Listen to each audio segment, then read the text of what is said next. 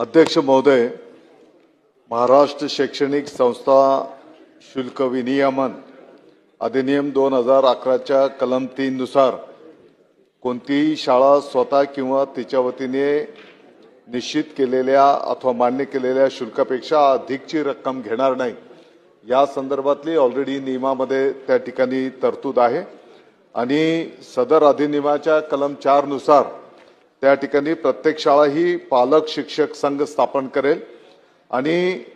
त्या शाळेच्या विद्यार्थ्यांचे पालक आणि शिक्षक संघाचे हे सदस्य असतील आणि ही जी काही कार्यकारी समिती गठीत असते ती समिती या संदर्भातला निर्णय त्या ठिकाणी करत असते। तत्रात ज्या ज्या ठिकाणावरनं पर्टिक्युलर या संदर्भातल्या तक्रारी प्राप्त होतात त्या संदर्भामध्ये चौकशी केली जाते आणि चौकशीतनं जे काही पुढे येत आहे त्याप्रमाणे त्या ठिकाणी कारवाई केली जाते।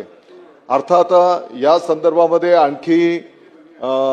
काही सुधारणा करण्याची आवश्यकता आहे आणि म्हणून विभागाच्या वतीने या संदर्भामध्ये अभ्यास करण्यात येतो आहे आणि लवकरच बेकायदेशीर शुल्क काही ठिकाणी जे काही वाढ केली जाते त्याला आळा कसा घालता येईल या दृष्टिकोनातून नियोजन केलं जाईल।